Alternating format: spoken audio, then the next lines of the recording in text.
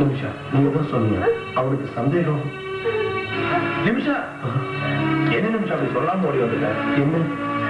அங்க என்னோட அண்ணனோட போட்டோ பார்த்தா, அன்னைக்கு நான் இங்க போட்டோ பார்த்த உடனே அண்ணன் சொல்ல நினைச்சேன். என் அண்ணன் சொன்னதும் ஒரே ஓட்டம், கூட்டா கூட நிக்கல, ஓடி வந்துட்டா. திடீர்னு பார்த்ததுனால அவ அப்செட் ஆயிருக்கா. அண்ணன் போய் 6 மாசத்துக்கு மேல இருக்கும், அதை விடுங்க. ஆனா அதுக்கு இவையும் பயப்படணும். இன்னும் சுபாஷுக்கு எல்லாம் தெரிஞ்சாகணும். மாமா, சுபாஷோட அண்ணன் பெரும் ஒரு ஸ்பான்சர் மட்டும் இல்ல, எனக்கு எல்லாமே அவர்தான். வாழ்க்கையில நான் மிகவும் நேசிச்ச ஒருத்தர். அந்த சுறுசுறுப்பும் வார்த்தைகளும் எனக்கு ரொம்ப பிடிச்சு போச்சு. அது காதலாச்சு. கல்யாண தேதியும் குறிச்சாச்சு. அந்த நேரத்துல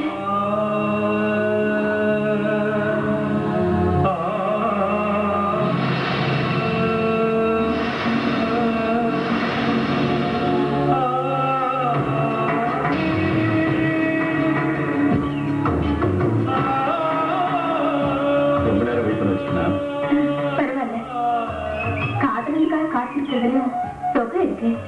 டெல்லியில அடுத்த மாசம் நடக்க போற டிராயிங் எக்ஸிபிஷன் பத்தி டிஸ்கஸ் பண்ணதுக்காக போயிருந்தேன். அதான் லேட் ஆயிடுச்சு. எல்லாம் ஓகே ஆயிடுச்சு. அது என்னைக்கு? வர 15ஆம் தேதி. அது முடிஞ்சதும் இந்தியாவில நீ ஃபேமஸ் ஆயிடுவேன். ஆரம்பிச்சு வைக்க போறது மத்திய. சுரேஷ், நான் அந்த அளவுக்கு எதிர்பார்க்கவே இல்லை. நான் கூட எதிர்பார்க்கல மினிஸ்டர் சம்மதிப்பாங்க. எல்லாம் உன் அதிர்ஷ்டம் தான். எனக்கு ரொம்ப நாள ஒரு ஆசை இருக்கு சுரேஷ், என்னோட திறமையெல்லாம் வெளிப்படுத்தணும்னு. ஓவியர் மோகினி என்னோட வருங்கால மனைவின்னு சொல்றதுல எனக்கு கிரெடிட் தானே. இதெல்லாம் ஒரு சின்ன தொடக்கம் தான். இது ஃபாரின்லயே எக்ஸிபிஷன் போகணும். அதெல்லாம் வேண்டாம். நான் தானே ஸ்பான்சர் பண்றது. கல்யாணத்துக்கு அப்புறம் தான் இந்த டூர் எல்லாம். இதெல்லாம் முதல்ல நடக்கட்டும். இல்லைன்னா வேண்டாம். முதல்ல கல்யாணம். இந்த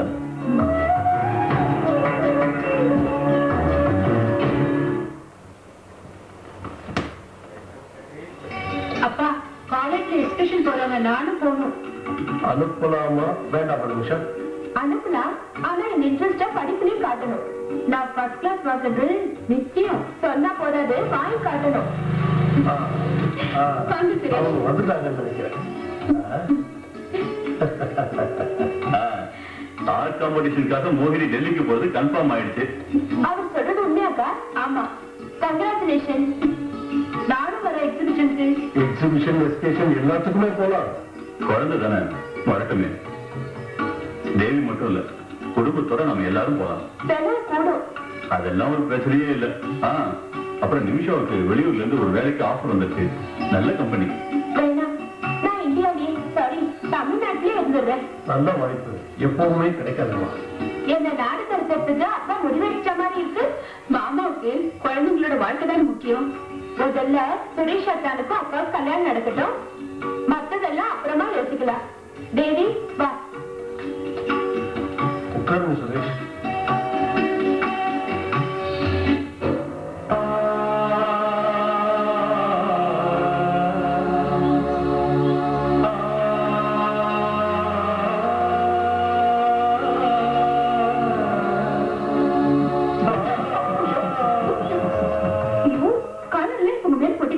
இருக்கட்டும், என்னோட ஓவியம் தான் இருக்கு. ஓவியத்துக்கு முன்னாடி எனக்காக எவ்வளவோ செஞ்சவருக்கு ஒரு சின்ன அன்பளிப்பு.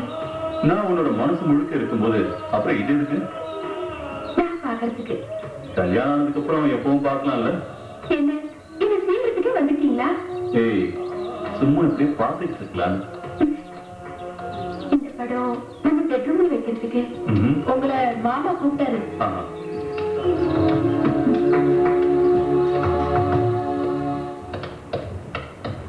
சுரேஷ், நான் இங்க ஒண்ணு வர சொன்னது மோகினியோட கல்யாணத்தை பத்தி பேசலாம். உன்னோட அபிப்பிராயம் என்ன சொல்லு? நான் தயாரா தான் இருக்கேன். பட் எக்ஸிபிஷன் வருது இல்ல, அதுக்கு முன்னாடியே பண்ணணும். இல்லன்னா ஊர் ஜனங்க அப்படி இப்படி பேச ஆரம்பிச்சிருவாங்க.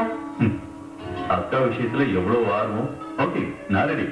பொம்பளை பிள்ளைங்க, அதுவும் 3 பேர்.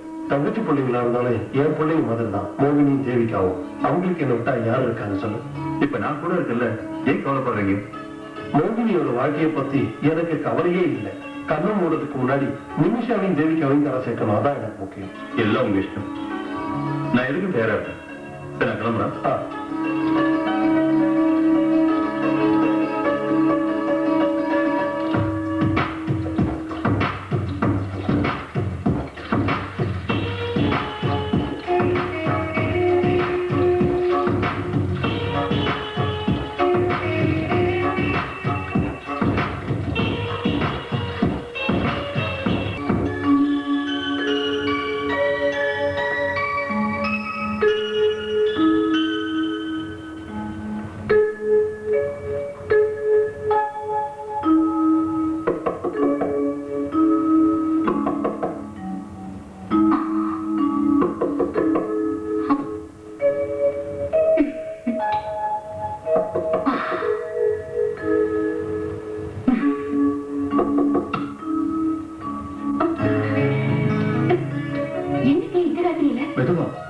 வீட்டுக்கு போனதுமே உன்னை பார்க்கணும்னு தோணுச்சு, நேரா இங்க வந்துட்டேன். ஐயோ மாமா, யாருக்குமே தெரியாது. யாருமே எனக்கு தோணலையே. பார்த்தாதான் என்ன, கல்யாணம் தான் பிக்ஸ் ஆயிடுச்சுல்ல. ஆனாலும் இப்படியா? அதெல்லாம் இருக்கட்டும், நீ கிட்ட வா. என்ன இதெல்லாம்? எவ்வளவு நாளாச்சு.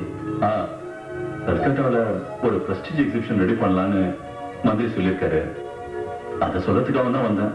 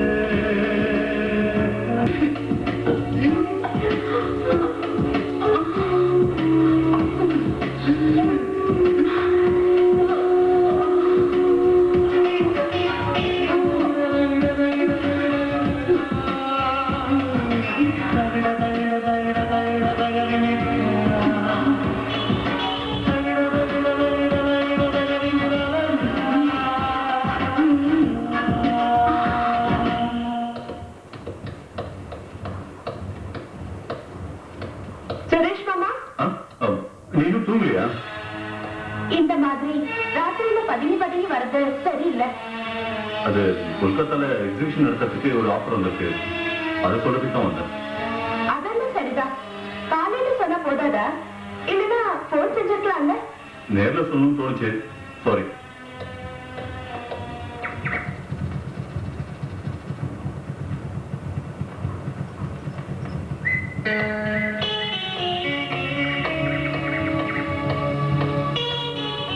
என்ன வெளியிலே நின்னுட்ட? அங்க ஒரே பொம்பளை கூட்டமா. அக்கா கேள்விப்பட்டா? கேள்விப்பட்டா என்ன, எல்லாருக்கும் தெரிஞ்சதானே, அவங்களுக்கும் தெரிஞ்சுட்டு போட்டோம். மோகினி அக்கா பரவாயில்ல, ஆனா நிமிஷா அக்கா எனக்கு யார பத்தியும் கவலையே இல்ல. நீ முதல்ல வண்டியில இரு, நான் உன்னை கொண்டு போய் விட்டுட்டு போறேன். எங்க இவ்வளவு அர்ஜென்ட்டா? ஏர்போர்ட் வரைக்கும் போகணும், சீக்கிரம் வண்டியில இரு. என்ன வினோத் சொல்லு விடுற? இல்ல இல்ல, நான் ஏர்போர்ட் வரைக்கும் போயிட்டு இருக்கேன். அதுக்கு இது வழி இல்ல வினோத். அந்த வேலை காலேஜ்ல விட்டுனால கிளாஸ கட் பண்ணிட்டு சினிமா போறான்னு பாத்தியா? சாச்சா அப்படிலாம் இல்ல, கொஞ்சம் ஜாஸ்தியாவே இருக்கு. சரி சரி வர. ரெண்டு பேரும் போன்ல அடிக்கிறது. சுரேஷோட சொந்த பந்தங்களை கூப்பிடணும்ல. எனக்கு ரொம்ப நெருக்கமானவங்கன்னு சொல்லிக்கிற மாதிரி யாருமே இல்ல. இருக்கிறவங்கள கூப்பிடணும். இல்ல, என்னோட சொந்தக்காரங்கன்னா நீங்க எல்லாரும் தான். சரியா சொன்னா நான் ஒரு அனாதை மாதிரி. அதுவும் ரொம்ப கம்மி. ஆனா சில விஐபி எல்லாம் கூப்பிடணும், மோகினிக்கு நன்மை கிடைக்கும். அப்படின்னா இன்னும் லேட் பண்ண வேண்டாம், நானும் சில பேரை கூப்பிட வேண்டியிருக்கு. ஹலோ பிரதாப்ஜி, ஒரு நிமிஷம். சொல்லுங்க. என்னோட மேரேஜ் பத்தி சொல்லியிருந்தல, எனக்கு தெரியும் கண்டிப்பா வருவீங்கன்னு. ஆமா, ஃபேமிலியோட வா. ஓகே, எல்லா வசதியும் உங்களுக்கு செஞ்சுட்டாரு. ஆமா, எனக்கு அது அதிர்ஷ்டம் கொடுக்கும். Thank you, thank you very much. Cabinet minister என்ன விஷயம்? குடும்பத்தோட நம்ம கல்யாணத்துக்கு வராங்களாம். செக்யூரிட்டிக்கு ஏற்பாடு பண்ணோம். நான் வரட்டுமா? வரேன்.